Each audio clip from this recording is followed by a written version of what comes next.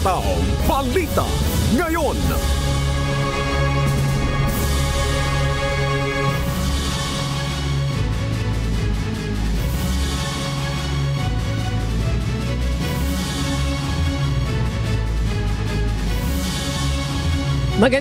Magandang umaga, Luzon, Visayas, Mindanao at sa buong mundo. Oras natin sa buong kapuluan, alas 5:03 ng umaga, Philippine Standard Time.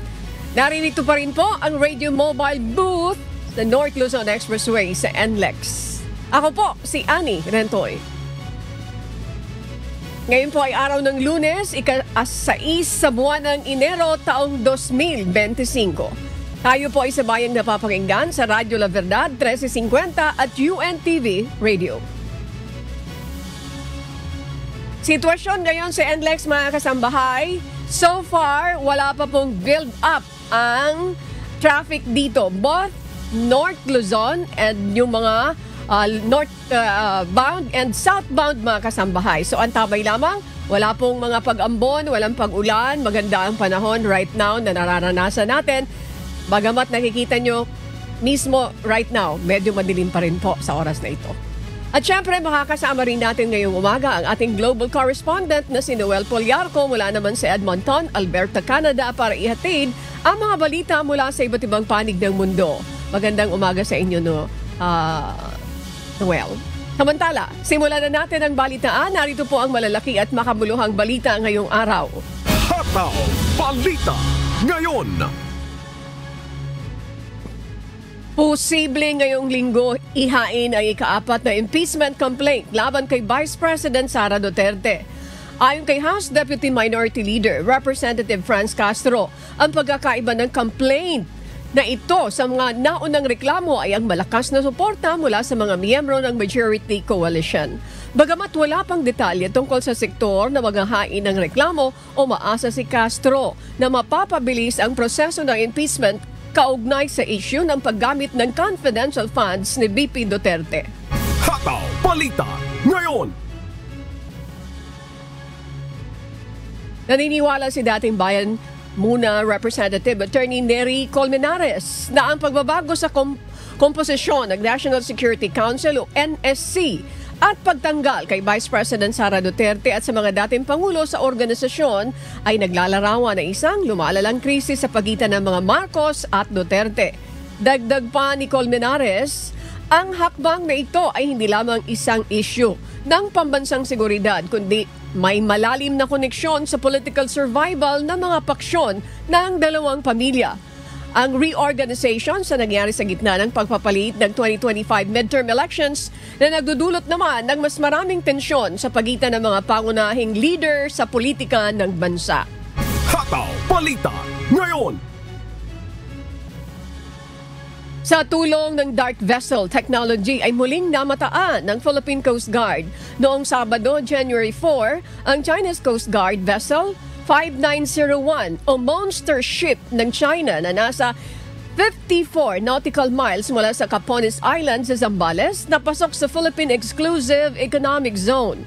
Dahil dito, agad na i-deploy ng PCG ang DRP Cabra, isang helicopter at isang PCG aircraft upang bantayan ang presensya ng naturang monster ship at protektahan ang mga mangingisdang Pilipino. Dagdag pa ng PCG, layo ng Chinese vessel na takutin ang mga mangingisdang Pilipino na naghahanap buhay sa teritoryong sakop ng Pilipinas at nais din ng China na gawing lehitimo ang kanilang presensya sa Baho de Masinloc.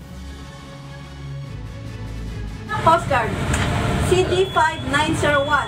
This is BRP Cabra, MRRB 4409. We are reminding you that you are within 72.6 nautical miles west by the south of Silangin, Zambales, inside in the Philippine Exclusive Economic Zone.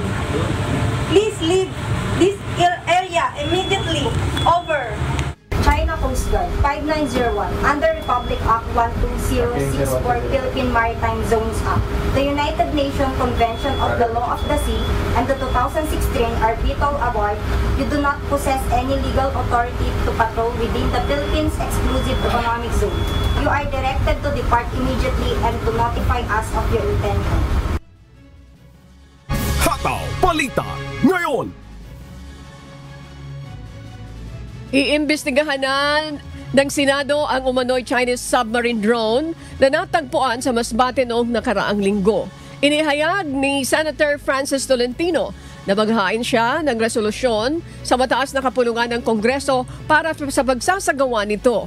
Ito ay sa gitna na isinasagawa na ring investigasyon ng Naval Intelligence kaugnay ng naturang submarine drone. Sa inisyal na impormasyon na nakalap ng mambabatas, sinabi nito na ang submarine drone ay para sa marine at specific research at hindi para sa military purposes. Ngunit hindi pa niya kinokumpirma. Bagaman natukoy na galing ang instrumento sa ibang bansa na posibleng isang paglabag, lalo na kung wala itong permiso. Nais alamin ni Senator Tolentino kung unang beses itong nangyari at kung ito ay military grade na submarine drone, saan talaga ito galing at kung gaano na ito katagal sa ilalim ng dagat.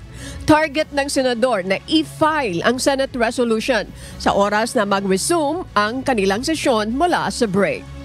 Hataw Balita Ngayon.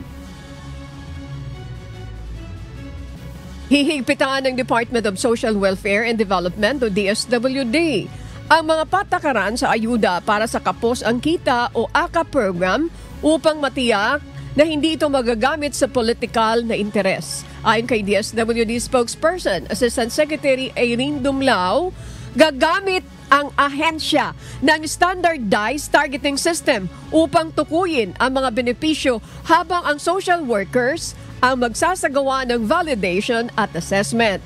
Nilinaw din ni Secretary Rex Gatchalian na walang lokal na opisyal ang makikialam sa pagtukoy ng mga benepisyaryo upang mapanatili ang integridad ng programa. Hataw Balita Ngayon.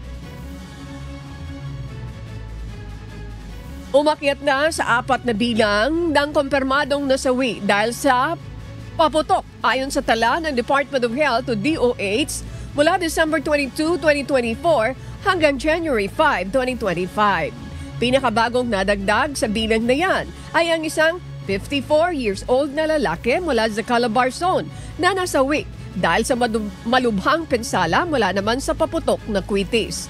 Umabot naman sa 832 ang bilang ng mga nasugatan, 37% na mas mataas kaysa nakaraang taon. Hataw Balita Ngayon. Tiniyak ni Manila Mayor Hani Lacuna na mananagot ang garbage collection firm ng Lionel Waste Management Corporation dahil sa kapabayaan nito na panatilihin ang kalinisan sa lungsod. Matatandaang tambak na basura ang bumungad sa Maynila pagkatapos ng mga nagdaang holiday celebrations sa lungsod. Ayon sa alkalde, nagsimula na mag-ooperate ang Metro Waste at Philco System Corporation upang maglinis ng Maynila. Hinikayat din ng alkalde ang mga presidente o residente na i-report ang mga hindi nakokolektang basura sa Department of Public Services at Task Force Against Road Obstruction. Hataw Balita Ngayon. Umabot na sa mahigit 3 milyon ang mga pasahero sa Parañaque Integrated Terminal Exchange o PITX mula December 20, 2024 hanggang January 5, 2025. Inaasang madadagdagan pa ito ngayong araw, January 6 dahil sa mga nag-extend na bakasyonista at ngayon pa lamang magsisiuwian. Ayon sa PITX, mas dumami ang mga pasahero ngayong taon dahil sa pagbubukas ng LRT-1 Cavite Extension Phase 1 na direktang nakakonekta sa terminal. Hataw Balita Ngayon. Abiso sa mga motorista, posibleng umabot sa mahigit piso ang nakaambang dagdag presyo sa langis na ipatutupad bukas January 7. Batay sa inisyal na pagtaya ng mga oil company, maaaring umabot ng 1 peso and 30 centavos hanggang 1 peso and 50 centavos kada litro ang magiging dagdag sa presyo ng diesel. Habang nasa 90 centavos naman hanggang 1 peso and 10 centavos per liter ang posibleng patong sa presyo ng gasolina at kerosene. Ayon sa Department of Energy, ang dahilan ng dagdag presyo ay bunsod pa rin ng pagbabawas ng oil production ng mga bansang kasapi sa OPEC. Gayon din ang tumataas na demand ng langis sa Europa. Ngayong araw naman, i-aanunsyo ang final oil price adjustment na ipatutupad sa araw ng Martes. Hataw Balita ngayon. Hinigpitan pa ng Philippine National Police ang hakbang sa seguridad upang matiyak ang ligtas at mapayapang traslasyon sa January 9. Ayon kay PNP Chief General Romel Francisco Marbil, libo-libong pulis ang i-deploy sa kahabaan ng ruta ng prosesyon sa mga lugar na may mataas na konsentrasyon ng tao at mga itinalagang entry at exit points.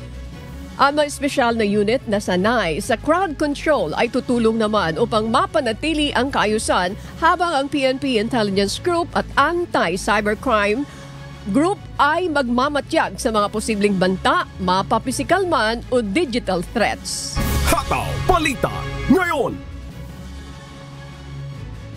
Hinimok ni dating Social Security System President at CEO Rolando Ledesma Makasait ng Malacanang na ipagpaliban ang 15% na pagtaas ng contribution sa SSS na nagsimula ngayong Enero 2025. Ayon kay Makasait, nakapagtala ang SSS ng kita na higit sa 80 billion pesos noong 2023 at 100 billion noong 2024, kaya't maaari namang ipagpaliban o dahan-dahang ipatupad ang Social Security Act of 2018 upang hindi magdulot ng labis na pasanin sa mga miyembro. Binatikos naman ni House Assistant Minority Leader at Gabriela Women's Party List Representative Arlene Brosas ang contribution rate hike at tinawag itong malupit na regalo sa pagpasok ng taon. Hataw Balita ngayon. Binawasan ng National Human Settlements Board o NHSB sa 2.3% ang maximum na pagtaas ng upa para sa mga residential units na may buwanang renta na 10,000 pesos pababa simula January 1, 2025. Sakop ng limitasyon ang mga unit na inuupahan ng tenant noong 2024, ngunit hindi naman kasama ang mga bagong tenant o unit na bakante sa 2025. Ang mga lalabag sa patakaran ay maaaring pagmultahin ng hanggang 50,000 pesos o makulong ng hanggang 6 na buwan. Hataw Balita ngayon.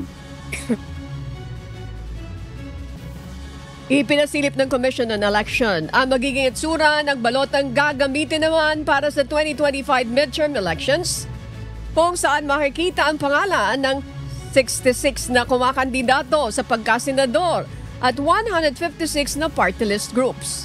Inalis na sa balota ang pangalan ng mga kandidatong nadesisyonan ng nuisance ng Comelec and Bank, habang nananatili naman ang pangalan ng mga kandidatong may pending motions. Aabot sa 1,667 templates ang naaprubahan at nakatakdang simulan ang printing ngayong araw, January 6. Dire-diretso po ang pag-iimprenta ng balota mula sa Monday, hapon, 1:00 hanggang April 14. Yun po yung estimate namin para sa 73 million na balota na gagamitin natin para sa election 2025. Hataw Balita ngayon. Base. Nakatanggap ng 500 pesos na aumento sa sahod kada buwan ang mga kasambahay sa National Capital Region o NCR. Simula January 4, epektibo na ang salary adjustments na mga ito batay sa bagong wage order na inaprubahan ng Regional Tripartite Wages and Productivity Board. Mula 6,500 na buwan ng sahod, magiging 7,000 na ito o may dagdag na 500 piso per month. Maliban sa Metro Manila, una nang nagtaas ng sahod ang DOLE sa mga kasambahay o kasambahay sa Regions 1, 2, 6, 8, 10, Mimaropa, Caraga at Cordillera mula 500 hanggang 1,100 per month. Ang aumento sa sahod ay batay sa umiiral na wage rate sa mga pribadong sektor sa bawat rehiyon. Maaari namang dumulog sa tanggapan ng DOLE ang mga kasambahay na hindi makatatanggap ng aumento sa kanilang sahod o iba pang mga benepisyo tulad ng SSS, PhilHealth, Pag-ibig, 13-month pay at incentives. Yung sa NCR po, yung 500 pesos, nailabas po ang wage order nung nakaraang taon, nung December. At ito po ay magiging epektibo ngayong January 4 sa halaga pong 500 pesos. Pwede po nilang ikaso ng ating mga kasambahay o kasuhan yung mga amo ay yung non-payment ng minimum wage rate. Usually po ang complaint po nila ay underpayment of wages. Pwede po silang pumunta sa aming mga tanggapan. Hataw Balita ngayon. Oras natin sa buong kapuluan mga kasambahay, alas 5:22 ng umaga. Naririto pa rin po ang Radio Mobile booth sa North Luzon Expressway dito sa NLEX. Makikita niyo po ngayon ang ating mga sasakyan papasok at palabas ng Metro Manila dito sa Balintawak. Yung northbound, makikita niyo po na napakaganda ng flow mga kasambahay. Wala pong build-up ng traffic na nakikita niyo. Pero ito pong palabas, the southbound, makikita na natin na madami na rin po ang mga sasakyan na dumadaan dito sa North Luzon Expressway. Pero so far, hindi pa po nagbe-build up ang traffic yan. At sa pagpapatuloy ng Hataw Balita ngayon,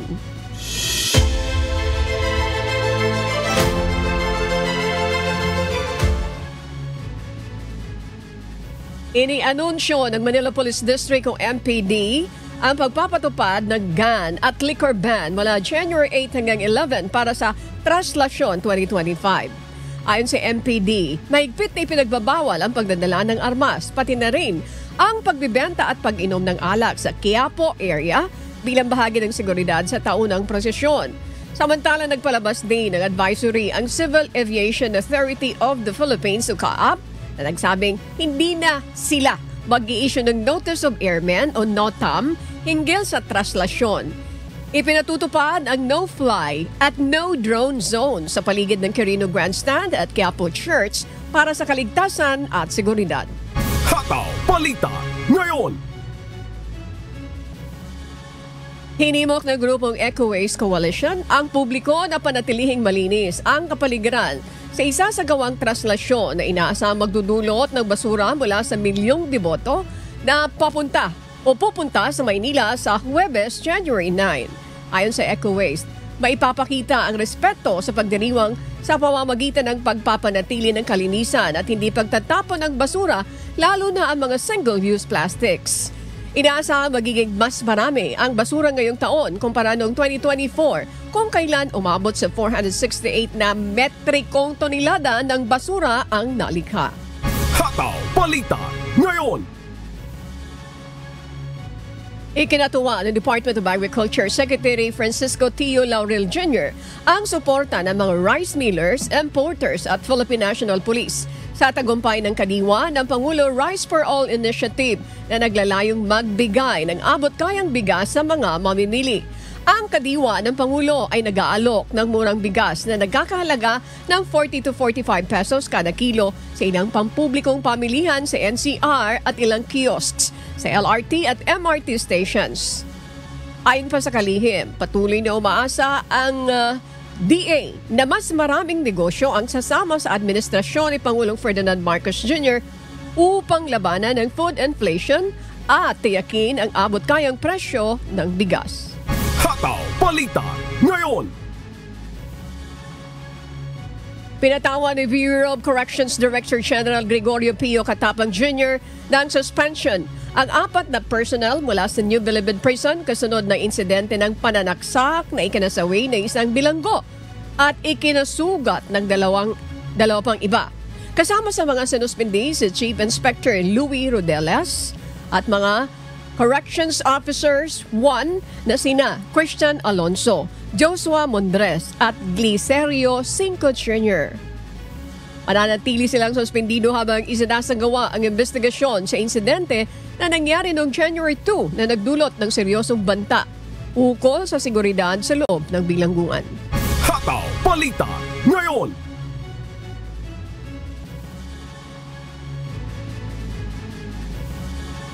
At para sa balita tungkol dyan, sa iba't ibang panig ng mundo, narito muna ang ating global correspondent na si Noel Poliarco mula naman sa Edmonton, Alberta, Canada.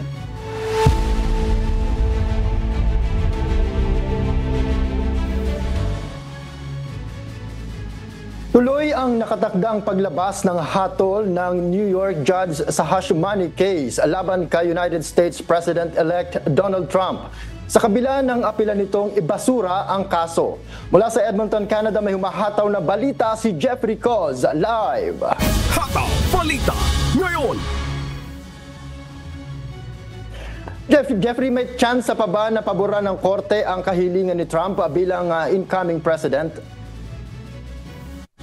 Yes, Noel, ayon kay New York Judge Juan Marcan, hindi inaasahan na makukulong si Trump o papatawan ng ibang parusa.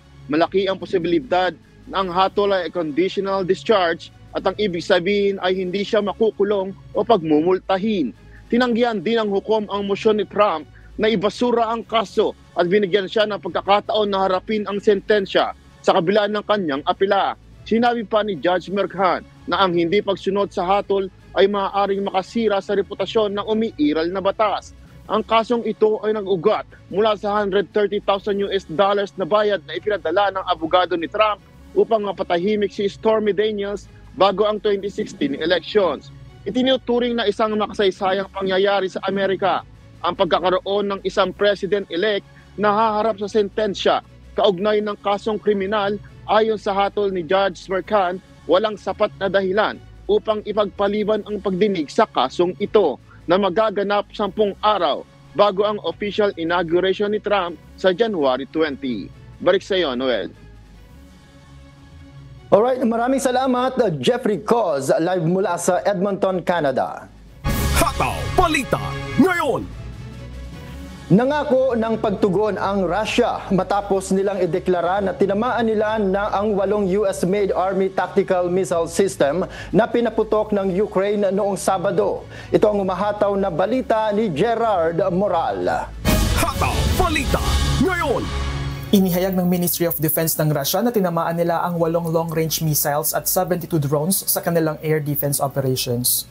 Tiniyak nilang may susunod na hakbang laban sa Ukraine bilang bahagi ng kanilang retaliation.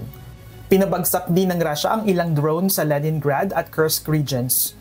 Matatanda ang inaprubahan ni outgoing United States President Joe Biden ang paggamit ng Kyiv ng Army Tactical Missile System noong Nobyembre bilang tugon sa pagpapalawak ng labanan ng Russia sa pamamagitan ng pagpapadala ng North Korean troops. Nagbanta si Russian President Vladimir Putin ng pagtugon sa mga pag-atake ng Ukraine gamit ang naturang missile sa pamamagitan ng bagong nuclear-capable ballistic missile ng Russia na Oreshnik. Noong nakaraang buwan, ipinahayag ni Putin na maaari itong pakawalan patungo sa kabisera ng Kyiv bilang pagsubok sa mga Western air defense system. Ang una at tanging paglulunsad ng experimental weapon ay tumama sa rehiyon ng Dnipro sa Ukraine noong November 21. Naglunsad ang Russia ng 81 drones patungong Ukraine mula Biyernes hanggang Sabado, kasama na ang mga Shahed na drone na gawa sa Iran at iba't ibang uri ng imitation drones. Aabot sa 34 na Shahed at iba pang mga drone ang pinabagsak na nagdulot ng pinsala sa mga rehiyon ng Chernihiv at Sumy. Gerard Moral, humahataw sa balita ngayon. Hataw Balita ngayon. Ipinabatid ni US President Joe Biden sa Kongreso ang planong pagbebenta ng armas sa Israel na nagkakahalaga ng $8 billion. Layunin nito na suportahan ang kaalyado sa gyera nito sa Gaza. Ito ang umahataw na balita ni Daniel Encarnacion. Hataw Balita ngayon. Inabisuan ng Administrasyon Biden ang Kongreso ukol sa planong pagbebenta ng armas sa Israel. Kabilang sa package ang mga bala para sa fighter jets, attack helicopters at artillery shells. Pati na rin ang advanced missiles tulad ng AIM-120C8 para sa depensa laban sa drones. Iginiit ni US President Joe Biden na karapatan ng Israel na ipagtanggol ang kanilang mamamayan ayon sa international law. Tiniyak din niyang patuloy ang suporta ng Estados Unidos para sa depensa nito. Ilan sa mga armas ay kukunin mula sa kasalukuyang stock ng US, ngunit ang karamihan ay aabutin ng ilang taon bago maihatid. Kabilang din sa package ang AIM-120C8 missiles upang labanan ang mga drone at iba pang airborne threats, Hellfire AGM-114 missiles at $6.75 billion na halaga ng iba pang armas at guidance systems. Hindi nagbigay ng paliwanag ang State Department sa issue. Noong Agosto, matatanda ang inaprubahan ng US ang $20 billion na pagbebenta ng fighter jets at iba pang military equipment sa Israel. Daniel Encarnacion, humahataw sa balita ngayon. Hataw Balita ngayon. Pinarangalan ni United States President Joe Biden ang Presidential Medal of Freedom sina dating U.S. Secretary of State Hillary Clinton at billionaire philanthropist George Soros kasama ang 17 iba pa sa seremonya sa White House. Mula sa Toronto, Canada, may humahataw na balita si Sheila Reyes live. Hataw Balita ngayon. Sheila, sino-sino pa ang mga binigyan ni President Biden ng Medal of Freedom? Noel, si Hillary Clinton at George Soros ay dalawa lamang sa 19 na piling individual na ginawaran ng Medal of Freedom ni outgoing President Joe Biden.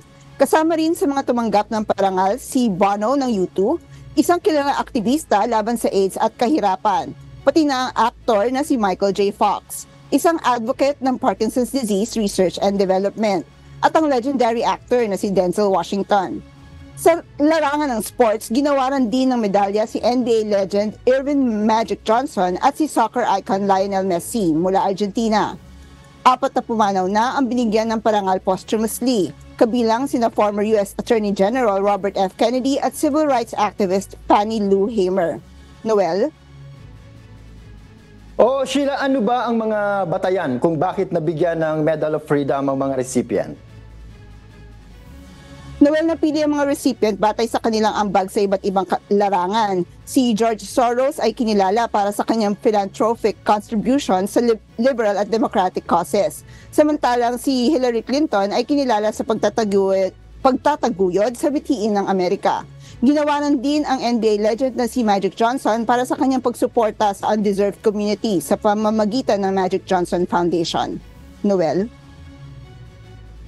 Alright, maraming salamat, Sheila Reyes mula sa Toronto, Canada. Hataw Balita ngayon. Nag-alala ang mga eksperto sa patuloy na pagbuo ng isang malakas na winter storm na tatama sa malawak na bahagi ng United States mula plains hanggang mid-Atlantic. Ito ang mahataw na balita ni Abby Valdez. Hataw Balita ngayon. Mananatili sa ilalim ng winter alerts ang halos 60 milyong tao sa 30 estado sa United States dahil sa bagyong patuloy na lumalakas simula pa noong Sabado. Inaasahan ng blizzard-like na kondisyon sa Rocky Mountains at Central at Northern Plains na may kombinasyon ng heavy snow, wind gusts at freezing rain. Nasa ilalim ng blizzard warning ang mahigit 2.1 milyong katao sa karamihan ng Kansas at bahagi ng Missouri. Kasama na rin sa sakop ng babala noong linggo ang mga bahagi ng Northeast Kansas, Northwest Missouri at hilaga ng Missouri River. Isinara ang air traffic sa Kansas City International Airport noong Sabado dahil sa pagtambak ng yelo na nagdulot ng pagkaantala ng flight operations. Dulot ng sistemang ito, inaasahang bababa ang temperatura sa eastern 2/3 ng bansa, kung saan ang pinakamababang temperatura sa Northern Plains ay aabot sa -28 degrees centigrade na may wind chill na -40 degrees centigrade. Abby Valdez, humahataw sa balita ngayon. Hataw Balita ngayon. At iyan po ang mga balita mula sa iba't ibang panig ng mundo. Mula rito sa Edmonton, Alberta, Canada, ako po si Noel Poliarco. Magandang araw. Hataw Balita ngayon. Maraming salamat, Noel. Kaugnay ng nangyaring insidente ng pananaksak sa New Bilibid Prisons noong Enero 2 na ikinasawi ng isang bilanggo at kinasugat ng 2 iba pa. Makakapanayam natin si Corrections Chief Inspector Marlon Mangubat, ang hepe ng Public Information Office at tagapagsalita ng Bureau of Corrections o Bucor upang magbigay ng mahalagang detalye ukol dito sa isyung ito.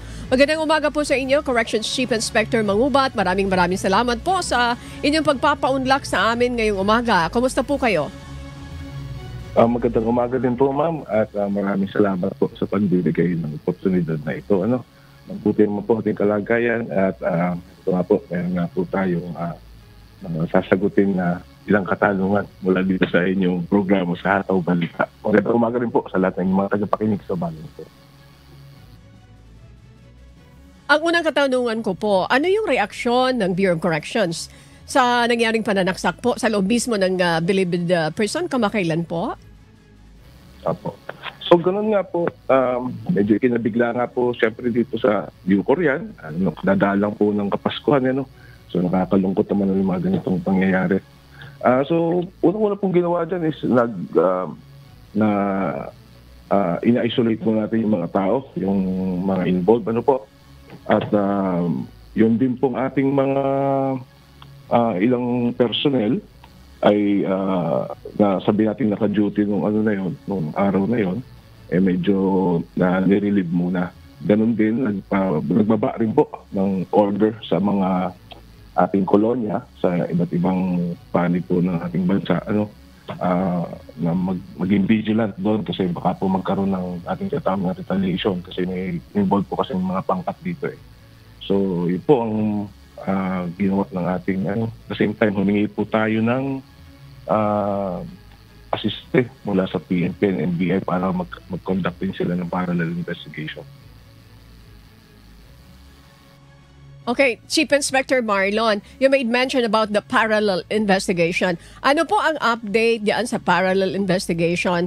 You requested the NBI and the PNP, if I'm not mistaken, kasama rin po ang Human Rights Office. Ano po kaya? May initial na ba tayong information na nakuha mula diyan sa parallel investigation na yan, Chief Inspector? Well, actually, ma'am, as of yesterday, nga po tayo, nagpadalo na nga po ng sulat po, pero wala pa pong response from the NBI. Although ang PNP po ay pumunta na po dito at kumuha na po ng mga impormasyon with regards to the CHR. So we have yet to know, maybe today, kung ano po ang kanilang magiging action dito. Okay, ano po yung mga pagbabago sa National Bilibid Prison kaugnay ng seguridad at para mapigilan na maulit po ang insidente sa hinaharap? Sige nga po, habang patuloy pa rin po namin inimbestigahan itong pangyayari na to, sa gaya po na nasabi ko, nagbigay nga po ng kautusan at ang aming pamunuan sa lahat po ng aming kolonya, na maging alert po doon, maging vigilant kasi baka nga magkaroon ng retaliation. At the same time, yung pong mga assailant, naka-safekit naman po sila. Hindi po muna kami nagpapadalaw or ibig sabihin ang aming visitation ay pansamantala muna po namin sinusustento. Pwede nga po nitong pag-iimbestigan ng pangyayari. Okay, Chief Inspector Marlon, para mabigyan ng idea yung ating mga kababayan na nanonood at nakikinig dito sa Hataw Balita, ilan ba talaga yung capacity ng New Bilibid Prison? At this time, ilan sila? Okay, yung capacity nasa ilan yan at yung tutuhanang bilang sa ngayon po? Sa ngayon po, ang kapasidad po kasi ng, when you say New Bilibid Prison, we're talking about po itong maximum security kung saan nangyari po o naganap yung insidente. So ito po kasi mga nasa lang sana ang capacity nito, mga around 6,000 or a little less than 6,000 ang capacity. At presently po, ang ating po mga nakapiit dyan ay bumibilang na ng halos, I think, nasa around 15 or 14,000 PDLs na po ang ating nakakulong dyan. So medyo overcrowded na po talaga yung ating pong maximum security compound. Okay. Chief Inspector Marlon, sa bilang na binigay nyo na 6,000 mahigit ang capacity, pero itong binabanggit nyo na maaaring humigit kumulang pa sa 15,000. Talagang super overcrowded ito. If I'm not mistaken po, mayroon inilabas lately ang Supreme Court. Ito yung may kinalaman sa good conduct time allowance. May we know po kung sakasakali na ito'y magagawa ng paraan sa lalong madaling panahon ay madidecongests yung ating mga bilangguan. Ganon din po ang maximum compound. May we know from you po, sir, kung ito pong tungkol dito sa desisyon ng Supreme Court, ano yung mga paghahanda na iginagawa po ngayon ng inyong tanggapan, itong Bureau of Corrections so far? Okay. So, pagdating po dito sa naging desisyon po ng ating katastasang hukuman, na talagang favorable naman sa mga ating PDL. So, ano po naman kami yung pag-evaluate ng mga papeles ng ating mga PDL? Tuloy-tuloy naman po yan. Dangan nga lang po at siyempre, nagkaroon lang ng publication itong yung sabihin natin procedural law, yung IRR, yung revised IRR ditong GCTA law last December 27 lang. So, ang effectivity pa po niya para may apply natin yung sinasabing mga revision na nanggaling doon sa desisyon ng Korte Suprema, mag-take effect pa po yan by January 11 kasi 15 days po. No? So, ganun pa man po, naghanda na po kami beforehand. Actually, nag-evaluate na kami at nakita na namin kung sino-sino yung mga lalaya na mga bilanggo natin dahil nga po sa magpapatupad nitong naging desisyon ng Korte Suprema. So, magiging medyo substantial din po ang bilang ng ating mapapalaya pag nagkataon na bureau-wide po. Gaya nga po noong unang na-announce na ng aming pumuting Director General, si General Gregorio Pilio Katapang Jr., mga 5 hanggang 8,000 po ang tinatayang lalaya dapat yan. Pero ganun pa man, kung inyo po kasi susumahin, buhat po nung maupo po si Director Katapang, halos pumapalo na po ng 20,000 or 20,000 ang napapalaya po ng Bureau of Corrections. Yun nga lang po, siyempre, may lumalaya sa amin. Madami din naman po ang pumapasok. Nasisintensya na, nagiging efficient ng ating mga korte. Siyempre, nadidesisyonan yung mga kaso at nagiging mga national prisoners na itong mga tao na to at napupunta na po sa amin.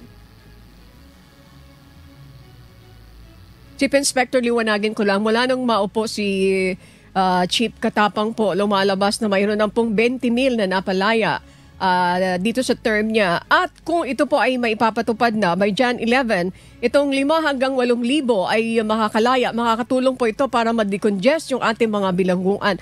As of now po, ano yung nakikita nyo mga challenges? Do you have enough men or personnel na mabilisang nagre-review ng mga kaso para mabilisan din yung kanilang paglaya po at ma-decongest na ng tuluyan yung ating bilangguan po? Chief Inspector Marlon. Opo. Actually nga po dito po sa New Delivered Prison, sa ilang pong maximum security compound, meron po tayo diyang 4 na grupo o 4 na komite na nagre-review, nag-evaluate po ng mga papeles na natin mga PDL. Bukod pa po dyan, siyempre yung komite nung nasa sa medium at komite nung nasa sa minimum. Ganon din po yung mga iba't ibang komite sa ating pong mga kolonya, sa iba't ibang pong operating position ng Bureau Farm, ng Bureau of Corrections. So, ano po yan, very extensive po ang ginagawa po dyan ng ating mga komite sa pag-review ng mga papeles na yan. At kung ito sa evaluation na sila'y laya, pag inilapat na nga po itong mga pribilehiyo ng bagong batas, agad naman po itong ginagawa ng resolusyon para aprobahan ng ating Director General. Okay. Chief Inspector Marlon Magubat, sa ating mga kababayan na nakikinig at nanonood, na may mga kamag-anak na nandiyan po sa bilangguan, ano po ang gusto niyong mensahe para sa kanila po? Para po sa ating mga kababayan na meron po silang mga kaanak na po sa amin. Ang akin lang po masasabi, patuloy niyo po sila sana rin suportahan. Siyempre alam po natin na napakahirap ng kalagayan pag ikaw ay nakakulong. Ganun pa man, huwag po kayo masyadong mag-aalala kasi ginagawa naman po lahat ng Bureau of Corrections ang kanyang makakaya para kahit pa paano maibsan yung kanilang mga panihira habang sila ay nangukulungan sa amin.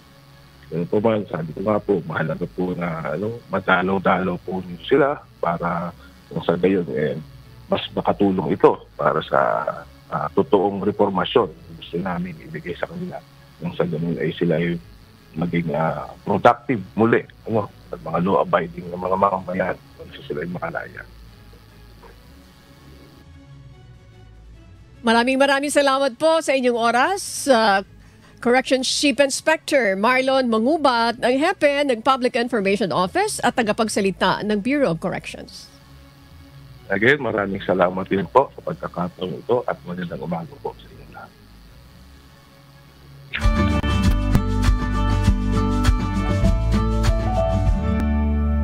So asahan pa rin ang mga kababayan natin sa bahagi ito ng ating bansa ang patuloy na pag-ulan na dulot nga ng mga kaulapan na dala ng ITCZ o Intertropical Convergence Zone or ITCZ. Samantala, itong shear line, ito naman yung mga kaulapan na nakaka-apekto partikular na sa may silangang bahagi ng Luzon. Partikular na itong Aurora, Quezon, Camarines Norte, Camarines Sur at gayon din sa may bahagi ng Marinduque at Oriental Mindoro. So may mga pag-ulang mararanasan sa bahagi ito ng ating bansa dulot naman ng shear line. Meron pa rin po tayong amihan o ito yung Northeast Monsoon at ito ang magdadala ng mga potensyal na may hinang mga pag-ulan, mahina sa katamtamang pag-ulan sa may bahagi naman ng Cagayan Valley at Cordillera. At dahil din sa amihan, may nakataas tayong gale warning ngayon sa mga baybayin naman ng Batanes at Babuyan Island. Samantala, dito sa Kamaynilan, kagaya po ng inyong katanungan, inaasahan naman natin generally fair weather tayo dito sa Metro Manila. Pero posible pa rin yung mga localized thunderstorms sa hapon hanggang sa gabi. So posible sa mga pagdating ng oras ng uwian ay posible pag umuwi tayo galing sa ating mga trabaho, opisina o eskwelahan ay posible yung mga isolated rain showers and thunderstorms. At ganyan din ang mararanasan sa iba pang bahagi ng ating bansa. Pero ngayong umaga medyo maliit pa yung chance ng mga pag-ulan sa may bahagi ng Metro Manila. Yes, ma'am? Mike. Thank you very much, Ginoong Robert. Para sa ating mga kababayan na nakikinig at nanonood dito sa Hataw Balita, mayroon ka bang mga panawagan para makapag-ingat sila? Lalo na doon sa mga hindi masyadong maingat at nabibiktima sila ng iba't ibang mga problema at tuwing mayroon pong mga malalakas na pag-ulan, mga storm na nangyari sa ating bansa. Siguro palalahanan na lang natin, lalong-lalo na yung mga kababayan natin sa may bahagi ng Mindanao. Marami tayong nare-report ngayon ng mga pag-ulan at bisa nagiging dahilan yan ng mga biglaang pagbaha o itinating flash floods at gayon din yung mga pagguho ng lupa o landslides. Kaya iba yung pag-ingat po, manatiling nakatutok sa mga updates kagaya sa inyong pagbabalita at sa mga impormasyon na mula sa DOST Pag-asa para sa tamang impormasyon po at kung ano yung mga dapat gawin natin, lalong-lalo na sa mga potensyal na mga pagbaha at landslide. So iba yung pag-iingat po sa mga kababayan natin, lalong-lalo na dito sa may bahagi ng Eastern Mindanao at Eastern Visayas.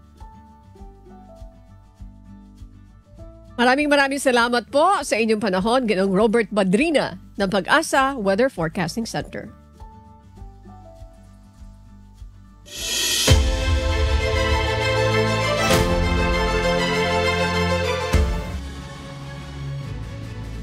Nagbabala ang Department of Justice sa mga dayuhang manggagawa ng pogo na nananatili sa bansa.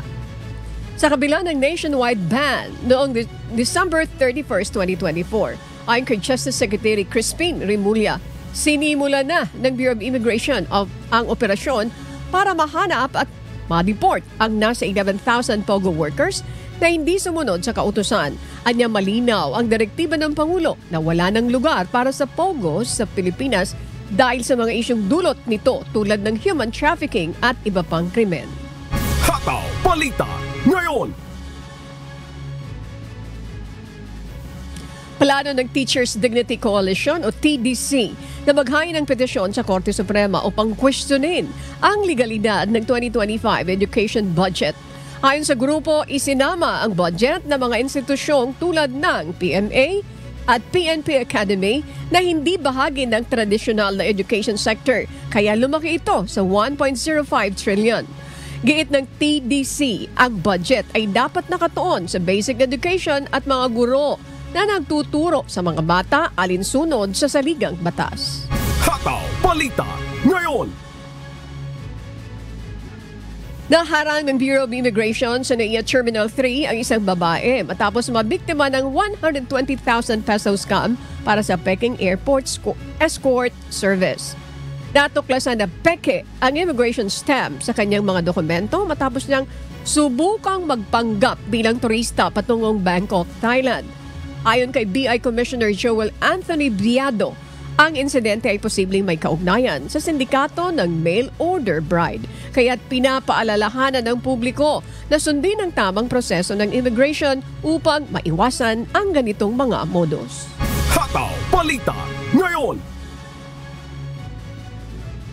Muling nagpapaalala ang Quezon City Epidemiology and Surveillance Unit tungkol sa nakakahawang sakit na hand, foot, and mouth disease na dulot ng virus.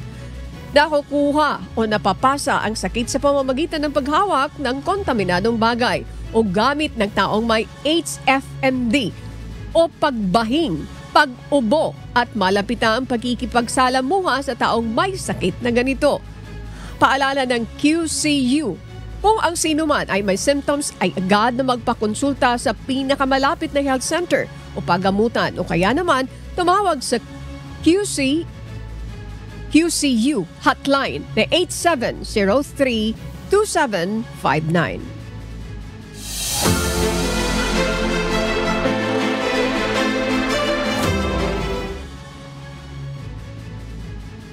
Nakauwi na kahapon, January 5 sa kanilang mga tahanan ang mga residenteng inilikas noong Sabado sa barangay Matina Pangi, Matina Aplaya at Matina Crossing dahil sa naranasang pagbaha bunsod ng malakas na ulan. Umabot sa critical level ang tubig sa Matina Biao River, kaya naman agad na pinalikas ang mga residente. Namahagi ang lokal na pamahalan kahapon ng tubig, pagkain at gamot sa mga residenteng apektado ng pagbaha sa 3 barangay. Sa ngayon di pa madaanan ng tulay sa Kilometer 9 Matina Pangi dahil sa nasirang bahagi nito sanhi ng mataas na tubig baha. Hataw Balita ngayon. Habang nagpapatuloy ang pananatili ng mga evacuees sa evacuation centers dahil sa aktibidad ng Bulkan Kanlaon, nagiging usapin ang kanilang kalusugan kabilang ang mga kaso ng lagnat, acute respiratory infection at iba pang sakit tulad ng hypertension at diabetes. Ayon sa Department of Health, kontrolado naman ang sitwasyon at mabilis natutugunan ang mga isyu sa pamamagitan ng kooperasyon ng ahensya at lokal na pamahalaan. Pinaghahandaan na rin ng DOH ang mga long-term solution. Kabilang na ang mga contingency plan at ang paghahanda ng mga face mask, hygiene kits at gamot para sa mga evacuee.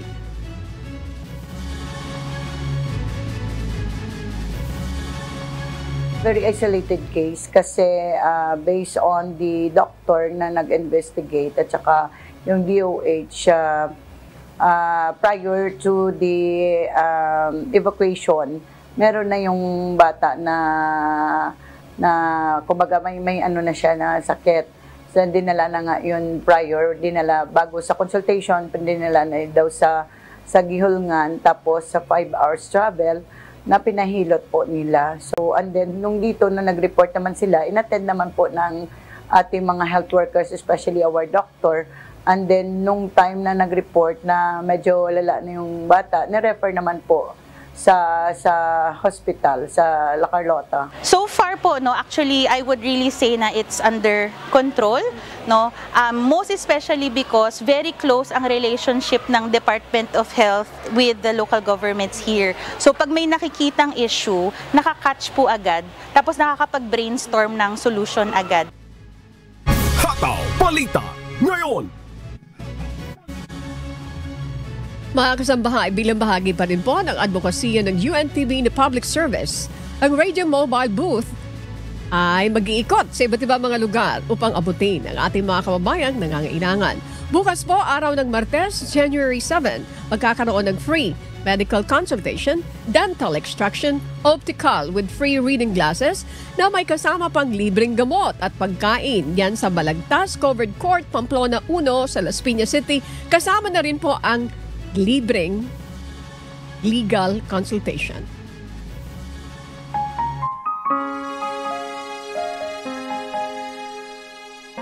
At sa aming ibabahaging mga salita ng Diyos na ating sandigan. Mula sa Santiago 4:17, sa nakakaalam nga ng paggawa ng mabuti at hindi ginagawa, ito'y kasalanan sa kanya.